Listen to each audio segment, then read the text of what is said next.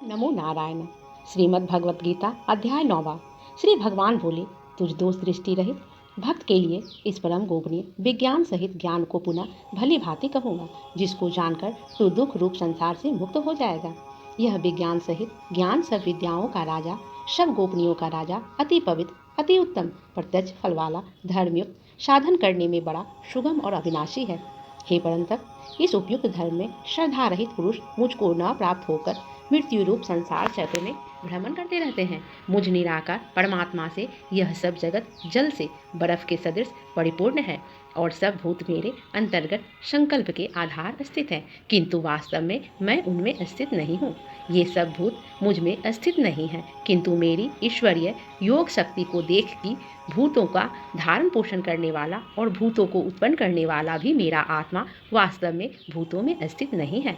जैसे आकाश से उत्पन्न सर्वत्र विचरने वाला महान वायु सदा आकाश में ही स्थित है, वैसे ही मेरे संकल्प द्वारा उत्पन्न होने से संपूर्ण भूत मुझ में स्थित है, ऐसा जान।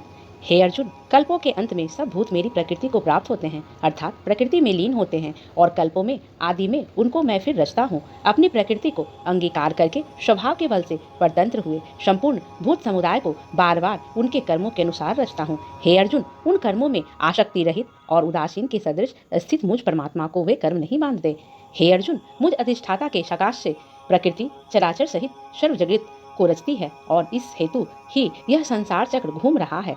मेरे परम भाव को न जानने वाले मूढ़ लोग मनुष्य का शरीर धारण करने वाले मुझ संपूर्ण भूतों के महान ईश्वर को तुच्छ समझते हैं, अर्थात अपनी योग माया से संसार के उद्धार के लिए मनुष्य रूप में विचरते हुए मुझ परमेश्वर को साधारण मनुष्य मानते हैं।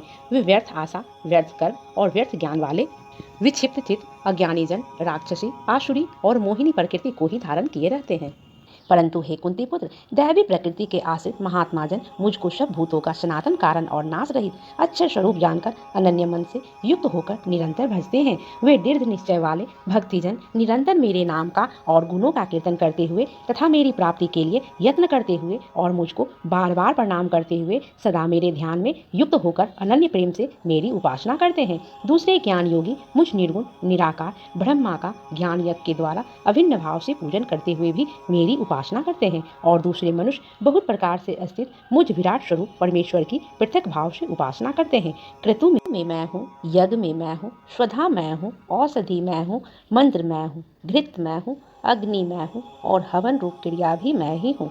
इस संपूर्ण जगत का धाता अर्थात धारण करने वाला एवं कर्मों के फल को देने वाला पिता माता पितामह जानने योग पवित्र ओंकार तथा ऋग्वेद, सामवेद और यजुर्वेद भी मैं ही हूँ।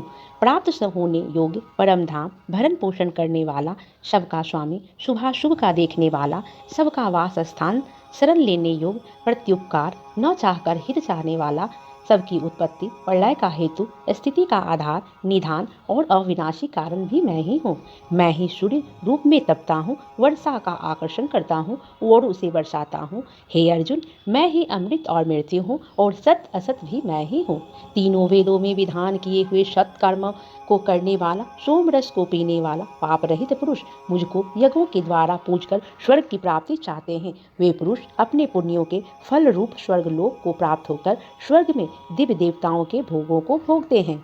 वे उस विशाल स्वर्ग लोक को भोगकर पुण्य क्षीण होने पर मृत्यु लोक को प्राप्त होते हैं। इस प्रकार स्वर्ग के साधन रूप तीनों वेदों में कहे हुए सकाम कर्म का आश्रय लेने वाले और भोगों की कामना वाले पुरुष बार बार आवागमन को प्राप्त होते हैं, अर्थात पुण्य के प्रभाव से स्वर्ग में जाते हैं और पुण्य क्षीण होने पर मृत्यु लोक में जाते हैं।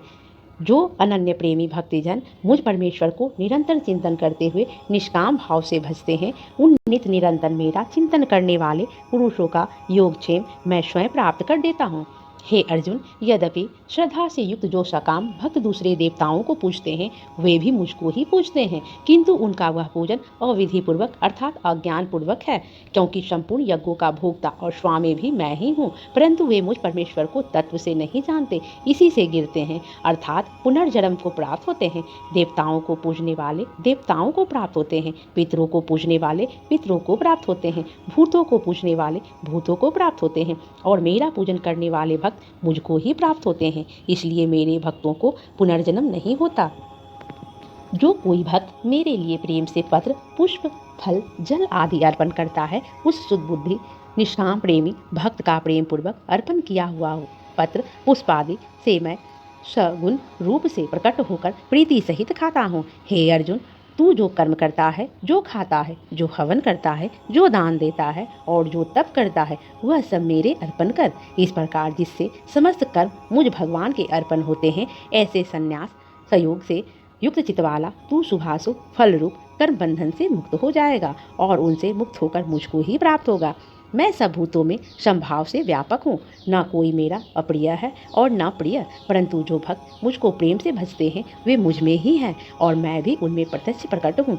यदि कोई अतिशय दुराचारी भी अनन्य भाव से मेरा भक्त होकर मुझको भजता है तो वह साधु ही मानने योग्य है, क्योंकि वह यथार्थ निश्चय वाला है, अर्थात उसमें भली भांति निश्चय कर लिया है कि परमेश्वर के भजन के समान अन्य कुछ भी नहीं है। वह शीघ्र ही धर्मात्मा हो जाता है और सदा रहने वाली परम शांति को प्राप्त होता है। हे अर्जुन, तू निश्चय पूर्वक सत्य जान कर मेरा भक्त नष्ट नहीं होता। हे अर्जुन, स्त्री, वैश्य, शूद्र तथा पाप योनि, चंडाल आदि जो कोई भी हो, वे भी मेरे शरण होकर परम गति को ही प्राप्त होते हैं। फिर इसमें कहना ही क्या है। जो पुण्यशील ब्राह्मण तथा राजर्षि भक्तजन मेरी शरण होकर परम गति को प्राप्त होते हैं, इसलिए तू सुख रहित और क्षण भंगुर इस मनुष्य शरीर को प्राप्त होकर निरंतर मेरा ही भजन कर।